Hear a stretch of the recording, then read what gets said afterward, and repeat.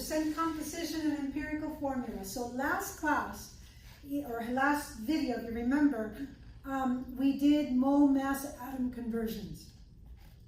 Particle time also in there. That would be, if I was lecturing, if I was in charge of a lecture for Chem 1A, that's where we would start the lecture, right? And in the process of talking about molecular, or about, say, mass mole atom conversions, I can review significant digits, I can review dimensional analysis, I can review units, right? I can review equivalencies, I can review molecular weights, because I would just do one problem like the last one I did and just walk everyone through it, and it would be one long lecture, but I've covered everything that all the videos we've already covered have done. So it shows you, it gives you a sense of how much faster paced the lecture for Chem 1A will be as compared to these videos. And so I'm trying to make you aware of the fact that's why you have to keep up, because there's going to be a lot from the beginning of the course, okay? All right, so here's the problem. We know how to do moles now. You are now chemists in the sense that you understand one of the fundamental units of chemistry, which is the mole. But realize that 99.99% of the rest of the world doesn't know what the heck you're talking about when you say a mole. They will think we're just talking about that little animal that buries itself in the ground, right? And so they don't do chemical procedures, or if they do them, they're not paying attention to the mole relationships. They're just following recipes, like a cook follows recipes. Weigh this much, so many teaspoons, mix it together, and voila, it's gonna work out just fine, right? So chemistry is the study of matter. And that means everything, right? Everything is made out of matter. And so whether it's the air or the water or a table or your clothing or your body yourself, that is chemistry, understanding it. So everyone transacts in matter. They sell food, they sell pesticides, they sell fertilizers, they inject you with medications. I mean, everyone's dealing with matter, but they don't understand the principal unit of keeping track of the quantity of matter, which is mass. But they have to, in some way, list how much something has in it. And I'm going to give you a quick example here. Something you probably have at home, hydrogen peroxide. 3% hydrogen peroxide. So 3% hydrogen peroxide is H2O2. That percent is the way people transact. No one's telling you how many moles or what the mass of peroxide's in there. They'll tell you what fraction of the whole is made out of peroxide. So 3% of that bottle is hydrogen peroxide, and 97% of it is water, okay? And you put that in your wounds, and you use it to clean your teeth, and you do all sorts of things with it, right? And you might even swallow a little bit, and you're okay, right? You take 30% hydrogen peroxide, and no one's going to sell you that. A chemical facility like ours, or its chemical stockroom, will have that. That burns viciously. It's a dangerous material, not explosive, but very dangerous. I mean, it immediately starts burning in your hands if you get it in your hands. Really not a thrilling material to get on you. And then, if you want to get 90% hydrogen peroxide, we prefer not to have that here, so we don't. But anyone in propulsion of jets and stuff like that realizes there's such a thing as 90% peroxide for explosions. And so you have, and by the way, the remaining composition is water. So by just adding more material, the chemical properties of it change. But we typically talk, the world outside of chemistry is often doing things in percent, all right? I have some more examples here. For example, a nurse with an IV drip, they're setting that up. The IV drip might say 1% saline solution. Or a gardener, or someone in landscaping, they're dealing with pesticides and fertilizers. Each one will have their own notation. If you look for a box of fertilizer, you will see 3 numbers separated by a dash. And that means something to the gardener. It might not mean much to you if you're not into gardening. It's the amount of nitrogen, the amount of potassium, and the amount of phosphorus in the sample. And it's a percent. They guarantee you that 10% of whatever's in that container is nitrogen, all right, by mass. Can you do these by volume? Yes, but we'll cover that in Chem 1D. We're only doing it by mass here. And if you just look at food and medications, they'll tell you percent often, right? What percent is fat, what percent is protein. For example, if you look at vinegar, vinegar is roughly 5% acetic acid. The rest of it is water, okay? And so chemists, to be able to make the materials commercial, have to be able to translate it to percent because people understand percent, okay? And I'll tell you why it's percent in a minute because you'll realize real soon the issues. So say, for example, vinegar. This is a whole container of vinegar. Let's say that container has 100 grams of vinegar. Then 5% or 5 grams of vinegar and 95 grams of water get combined to make 100 grams of vinegar because mass is conserved, right? And so that is the fraction of the whole made up by acetic acid. And so if you're trying to figure out the percent, I made this an easy problem by making it 100 grams, then you would take the mass of acetic acid, the 5 grams, and divide by the mass of the whole, right? Not just of the water, of everything, to tell you what fraction of that circle is made up of acetic acid. So the mass of the full vinegar. Now that number, if you stop there, is going to be a fraction or decimal places. It's going to be less than 1, right? Because the whole thing is 100 grams and only 5 grams is acetic acid. So 5 divided by 100 is less than 1. Most people don't like fractions. Remember, we're dealing with everybody, with a gardener, with a nurse, anyone at a store buying food. They're not chemists. They don't like fractions. Most people are terrified of fractions, decimal places, and scientific notation. And so if you stopped there, that number would be a fraction or a decimal, right? And then that would freak out people. So we multiplied by 100% to make it a pretty number. That's why we do things in percent, because it makes things more elegant for those who feel uncomfortable with math, all right? And I want to mention here, suppose you took 5 times this now. So you now have a sample 5 times bigger. So we agree that you have 5 times more acetic acid, right? So you went from 5 grams to 25 grams. But then you also have 5 times more water. So you went to 425 grams of water. And if you do this calculation, you're back to 5% vinegar because it's the same vinegar. It doesn't matter how much vinegar you have. It's still only 5 parts out of every 100 made up of acetic acid. All right? And so that's the thing about percents. The percents don't care how much you start out of. They're just telling you, tell me how much you started out with, and I can then, with a percent, tell you what mass of that material is in there. Okay? All right. So let's make this a little more generic. It makes sense to you. So if you want a formula, you're taking the mass of the species of interest, whether it's acetic acid, water, or the element hydrogen. Here it would be the element nitrogen, right? And dividing it by the mass of the whole, meaning all the sample, all right? And then multiplying by 100%, and that gives you the percent of the species that you might be interested in, okay? And for us in chemistry, often what we're interested in is what percent of that sample of a molecule, for example, is made up of a certain element.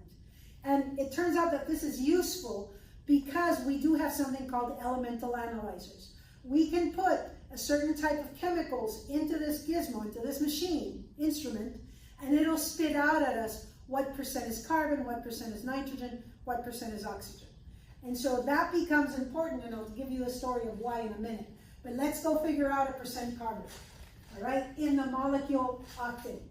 Remember, these are moles, so you can't take 8 and 18, all right? These numbers correspond to either how many atoms of carbon were combined with how many atoms of hydrogen, or how many moles of carbon were combined with how many moles of hydrogen to make 1 mole of octane. This doesn't say moles, this doesn't say particles, it says mass. Because again, this is for the real people, right? For the people outside of chemistry. Not that chemists aren't real, but this is for the rest of the world who does not understand Avogadro's number and does not understand moles, right?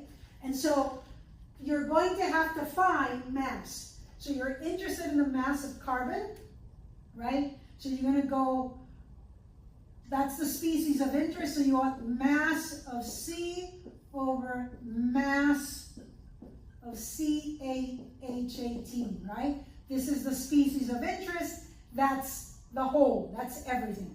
And then you're going to multiply it by 100%, and remember that has infinite number of significant figures to get the percent carbon, okay? So now the thing to remember here is, I don't have any number. No one gave me a number, right?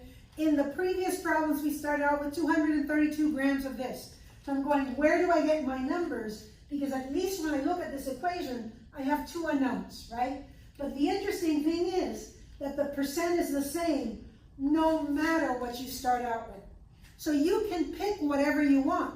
You could say, I'm going to start with 100 grams of octane, and then you can convert those 100 grams of octane, and this is a feasible way of doing the problem. You know how to convert the grams of octane to moles of octane. You know how to convert the moles of octane to moles of carbon, right? Because there's 8 carbons for every octane, like we did in the last problem in the last video. And then when you have the moles of carbon, you know how to convert the moles of carbon to a mass of carbon. And you would then get that number. But that is the long way of doing the problem. If you pick your mass, because remember, how much you start out with is irrelevant. If you pick your mass well, your calculation becomes much simpler, all right? And the way to pick well is to just find the molecular weight of octane, right? In our process of finding the molecular weight of octane, we go 8C and 18 hydrogens, right? And C weighs 12 grams, and I'm going to keep it to, we can do 12.0. And this guy weighs 1.0 grams, right, for every hydrogen. So I have 12 times 8, that's 96.0 grams of carbon. And 1.0 times 18, I have 18.0 grams of hydrogen. And this would give me the molecular weight of 114.0 grams of C8H18, right? So I just found the molecular weight. So notice, if I decide to start, instead of starting with 100 grams, I start with 114, I already have what mass of carbon there is. And so my problem becomes very simple. I'm not doing all those mole mass conversions. So that long way I explained of doing the problem is not wrong. It can be done that way. It's just time consuming. So if I set this up, I have 96.0 divided by 114.0 times 100%, right? And so 96 divided by 114 times 100, I have 3 digits, 4 digits, an infinite number of digits, so I get 84.2% carbon. And the rest, making it up to 100%, is hydrogen, so the hydrogen would be 15.8% hydrogen, right? Because that has to add up to 100, okay? So that's how I can find the percent of an element in a compound, all right? But it doesn't have to be an element to a compound. We have here a compound to a mixture of compounds, right? So we have here an atom to a massively messy combination of chemical compounds often. Very often a fertilizer has several things in it, not just one. So you can provide the right amount of potassium and phosphorus and nitrogen, all right? All right, let's switch the camera to the next one. Oops, I'm gonna do myself a favor here first. You just put this here, so you're carrying less stuff.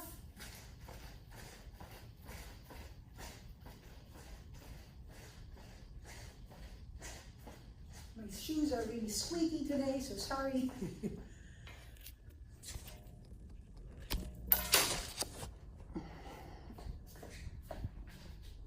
Okay. Here we are.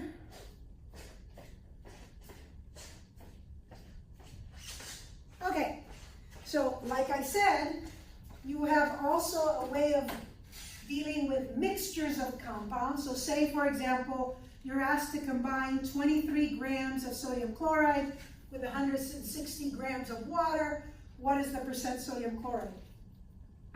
These types of problems, for example, you would do a lot in pharmacy, where you're being asked to create an ointment, a hydrocortisone ointment. If you go look at, hydrocortisone ointments sold at the store, it says 1% hydrocortisone, 0.5, I think the highest amount is 2%. So 2% is the active ingredient, and the other 98% is stuff so that you can get enough of it in your hand to spread it out, or or it has properties that help you, keep your skin moist or whatever, right? So the inactive ingredients are there for other reasons, all right? Okay, so we had a formula, right? It said, take the mass of the guy you're interested in, so mass of NaCl, so 23 grams of NaCl, and divide it by the mass of the whole, and so that would be 23 grams of NaCl plus 160 grams of H2O. And then multiply it by 100%.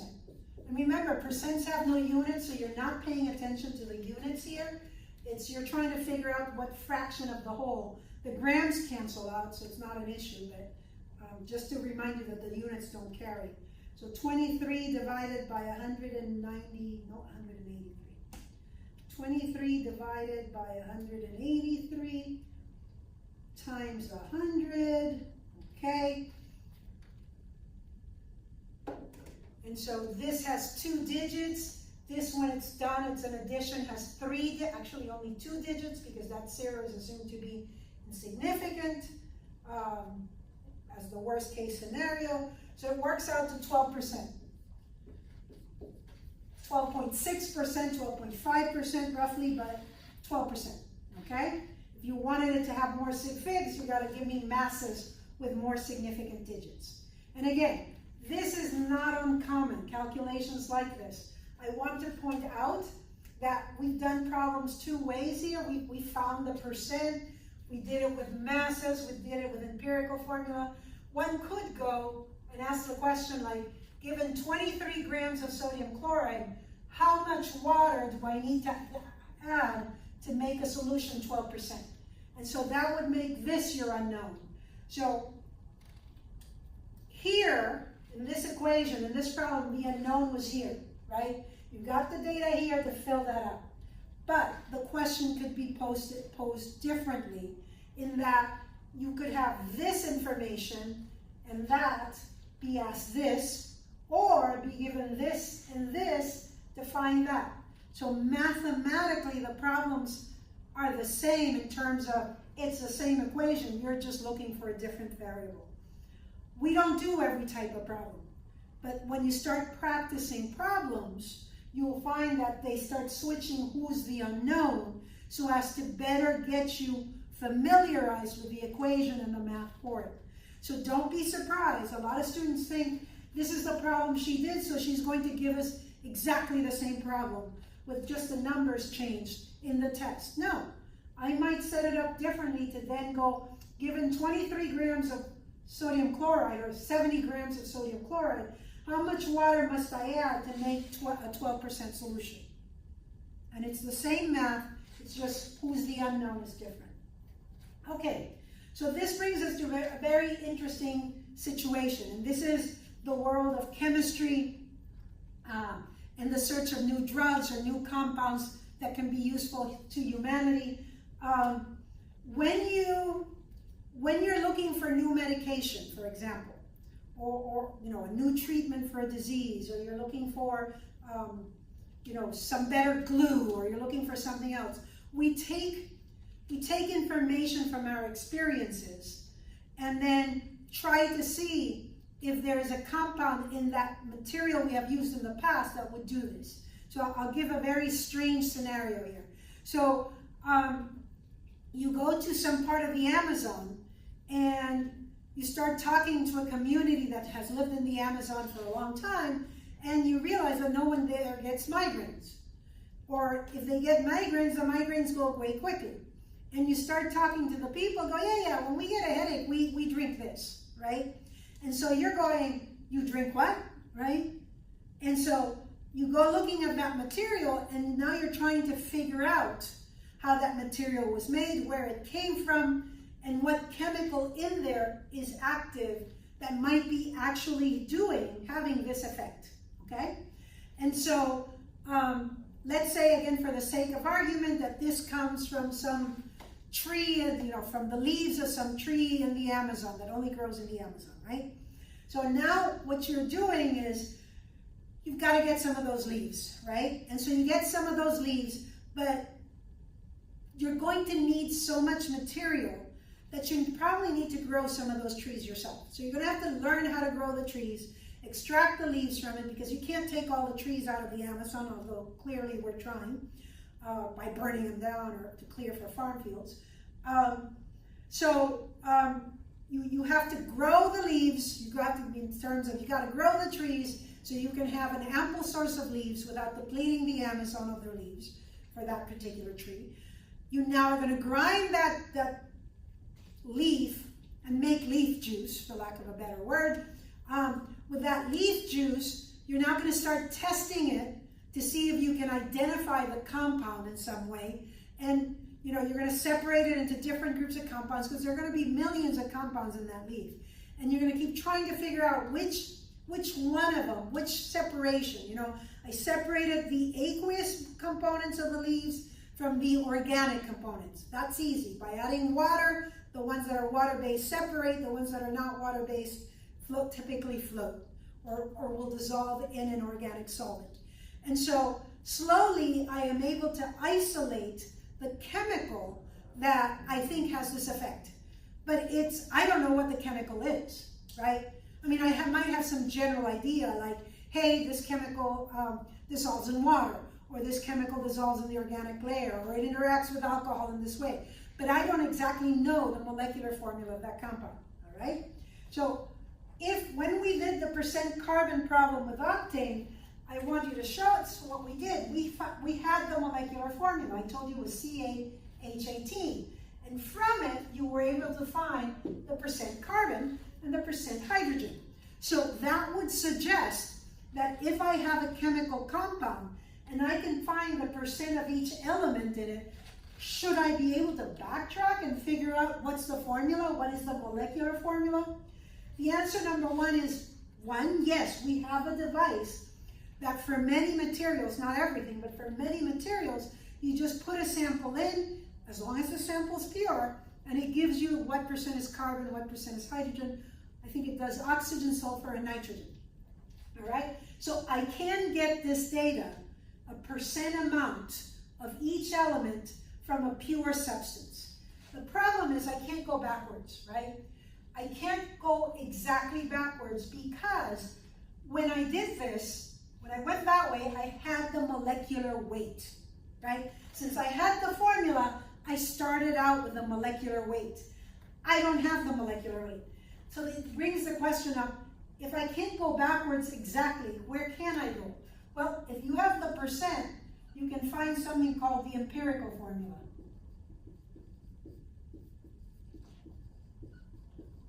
Which is the whole number ratio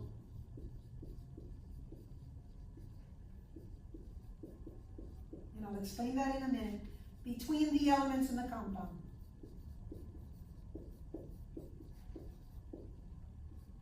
Oops, I left a lot of letters out.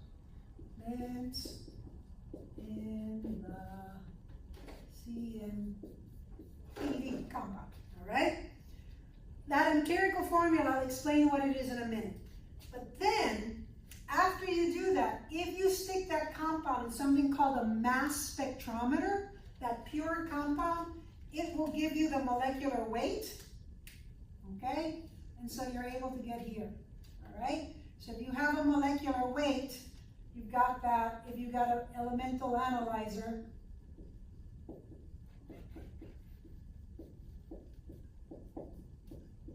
you get this far, okay? So there is sort of a way to backtrack. All right, so first let's give you examples of an empirical formula so that you understand what it means by whole number ratio. All right, so if you have the molecular formula N2O4, the simplest, I should write here, simplest whole number ratio between them, you realize that the 2 and the 4 are divisible by 2. So for this, it's NO2 is the empirical formula, okay?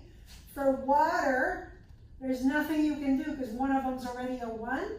So you're left with H2O. It's the empirical formula and the molecular formula of water are the same.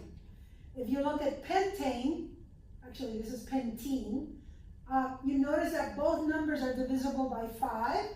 So you can get CH2 as the empirical formula. So given the percent composition, I can find, of the elements, I can find the empirical formula. Given the molecular weight, I can then extract from this the molecular formula, okay? So let's do an empirical formula problem here. And I'm going to erase a little of this and move it over a bit, because the more space I have, the better.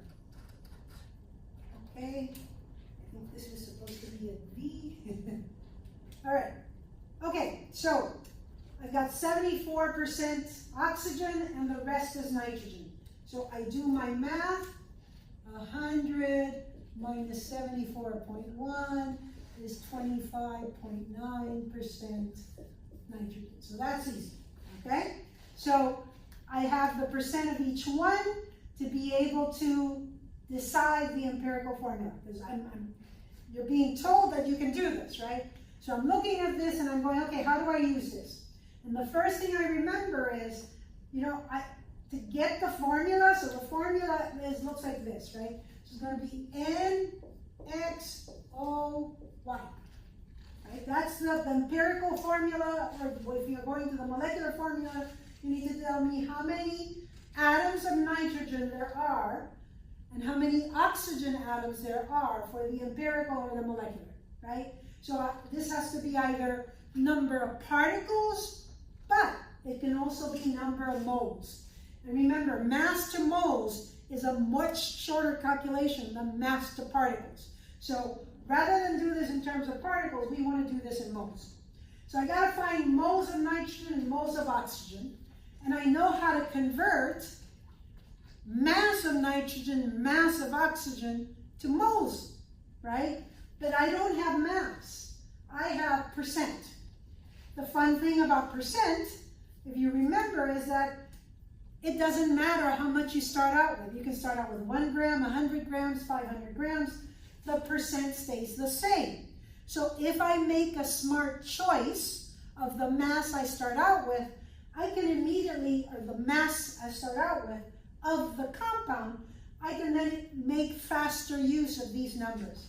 So if I say 100 grams of NXOY, then I know I have 74.1 grams of O and 25.9 grams of N. And that's easy enough. I just took the numbers and converted them to grams, right? And now remember, we said we know how to do grams to moles, and we know when given moles how to figure out ratios. So this was the step that was holding us up. How do I turn this to a mass? All right, so I have to turn it to moles, right? So the way I turn things to moles is I have to divide by gram of oxygen and bring in the unit of mole of oxygen, right? So this is a molecular weight, or in this case, since O is an atom, it's an atomic weight. So if you go look at the atomic weight, this is 16.0 for 1 mole. And again, your periodic table, I've got the numbers memorized, or many of the numbers memorized, not all. So same thing here, grams of N, mole of N, it's a 14.0 in our periodic table, 201. Okay, so let's do that math so that we have the number. And so I have 74.1 divided by 16 is 4.63, 4.63, and 25.9 divided by 14 is 1.85. Okay? So I've got the ratio. I mean, technically, what I've just said here is that it should be N 1.85 and O 4.63, right? But we're not allowed to have fractional numbers, right? So we're not, these have to be whole numbers. And so I've got 2 numbers here, one associated with oxygen, one of nitrogen. The ratio is correct, it's just not pretty, it's not elegant. And so I want to make them whole numbers. So the way to make this whole numbers is to divide by the smallest one. The smallest one will turn into a 1, which you're very comfortable with, and the bigger one will turn into a number bigger than 1. And once it turns into a number bigger than 1, you might be able to see how to change this. So I'm going to divide both by 1.85. 1.85. And so now this is clearly 1. And I don't need to write it to 3 decimal places because I know it's going to be a whole number.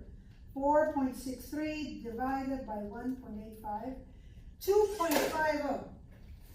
2.50. All right? So now I'm saying it's N, 1, and I'll write the 1, but we typically don't. O, 2.50. Right? I still have an issue. I still have a fraction here. But 50 is a half, right? And so if I multiply both by 2, remember, whatever I do to one, I have to do to the other so that the ratio stays the same. This becomes a 5, that becomes a 2. So my formula is N2O5. Okay? And you're going, well, you could have rounded up here. Still be careful because we can mess with you in getting numbers that help you not figure out how to round it up there. Again, there's a reasoning behind this. I took the percents and changed it into, I'm sorry, I gotta move so that the light sensor turns on the light.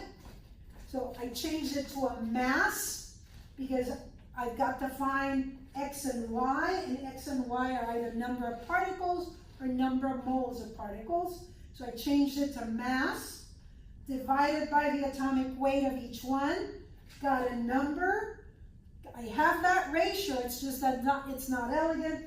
Divide by the smallest, so that he turns into a 1, and then that second number now becomes a number that I have a good idea of what to multiply by, so that everything turns into a whole number. And I remember that if I multiply 1, I have to multiply the other, because I can't change the ratio of this. This is 1 for every 2.5. This is still a 1 for every 2.5, and that technically is still a 1 for every 2.5. Okay?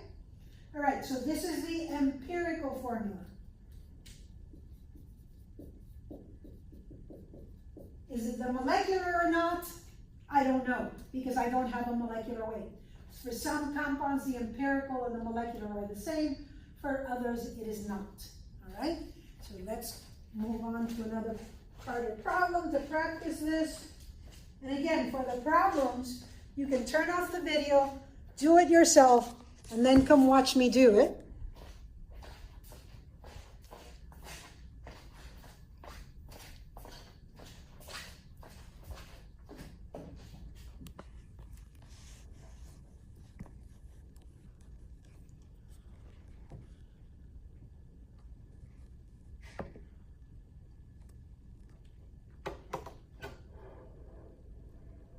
Sorry, I'm trying to adjust this just a little bit. Oh, I'm going the wrong way. All right, a little bit better. Maybe, we'll see.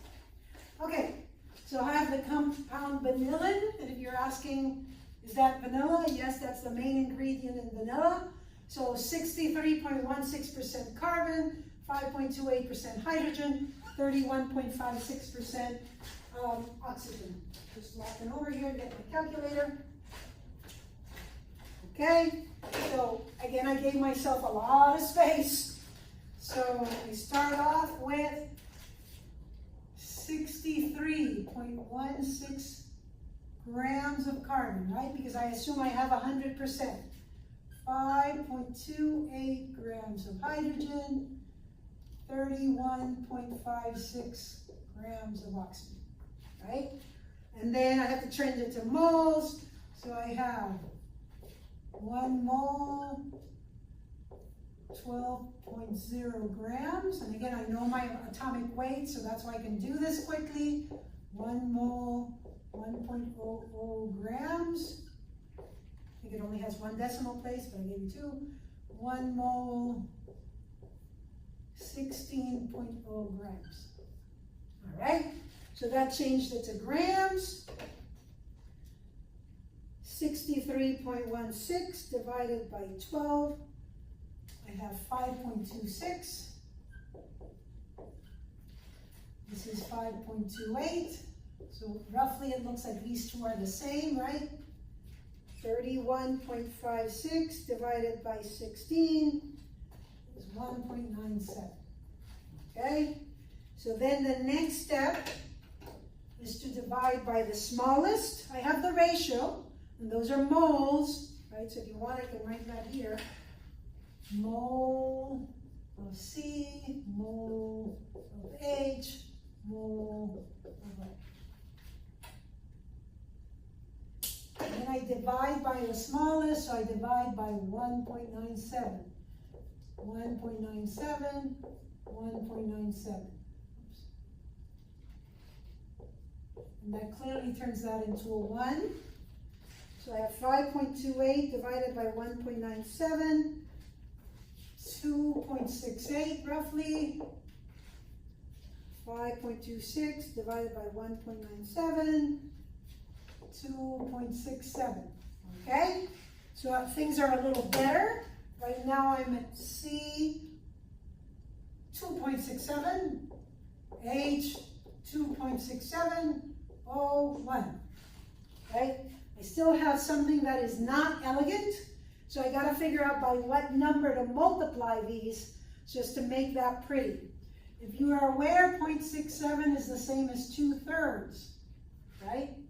And so if that's the same as 2/3, if I multiply this by 3, and this by 3, and this by 3, I get 3, 8, 8, right? Double check this, because it's a little less than 9, right? 2.67 times 3 is 8, right? So my empirical formula is C8H8O3. Okay? All right, so we know how to do empirical formula problems. How do we now go from empirical to molecular? Okay? So if you look at this example here, we said when you're getting from empirical to molecular, you're going to need the molecular weight. The molecular weight, like I said, comes from a mass spectrometer. So you'll learn, we don't have mass spectrometers in Chem 1A, 1B. They show up in, I want to say you might be able to use one in 113B, and there might be one in 55L. So if you're taking more chemistry problems, mass specs are very expensive, and so we're not going to let everybody play with one in Chem 1A or Chem 1B. That would be, we can't afford that. All right, so here's the empirical formula, CH, right? And I gave you a molecular formula, a molecular weight of 78. And so I'm looking at this, and I've got to find the molecular formula. So remember, this is the correct ratio. What you don't know is what to write here, but it's a 1-to-1 ratio, right? So it's like this whole thing has to be multiplied by X. And so if you notice, this whole thing weighs 13, right? There's 12 for a carbon, plus 1 for a hydrogen. So that's 13 grams per mole. So I have to figure out how many times does 13 fit in 78. So if I take 78 and divide it by 13, I get 6, right? So 13 times 6 equals 78. So I'm going, okay, since that's the packet of 13, I want 6 of this, and I want 6 of that, okay? So if you notice the procedure, I take whatever's the weight of the empirical formula, multiply it by X to get the molecular weight. So once I have the empirical formula, it's easy to calculate the empirical weight. Someone's giving me the molecular weight because they did it through a mass spec. I can find X, so I can figure out what to multiply this guy's by, okay? So we have another problem here, which again, you can stop the video, try it out yourself, and then see if you match what I'm doing. So at every step, you can stop things and try the problems on your own. And I encourage you to do it. So I have C2H3, so C2, right? So this is the carbon and this is the hydrogen. Carbon weighs 12, hydrogen weighs 1. There's 2 carbons, there's 3 hydrogens. So this is 24 plus 3, 27. And I'm not even worried about decimal places here. You know, that number doesn't have decimal places, so I'm not worried about 12.0 and 1.0. And so then we said that's the empirical formula, that's EW, right? And so EW X equals MW. So I have X times 27. 27, whoops, that's not even a 7 either. 27 equals 135. So my X better come out to a whole number. 135 divided by 27 is 5. Okay? So that's telling me multiply these two numbers by 5. So I have C10H15 is the molecular formula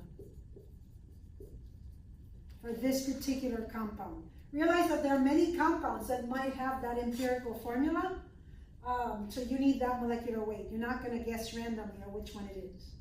All right, we're going to leave it there.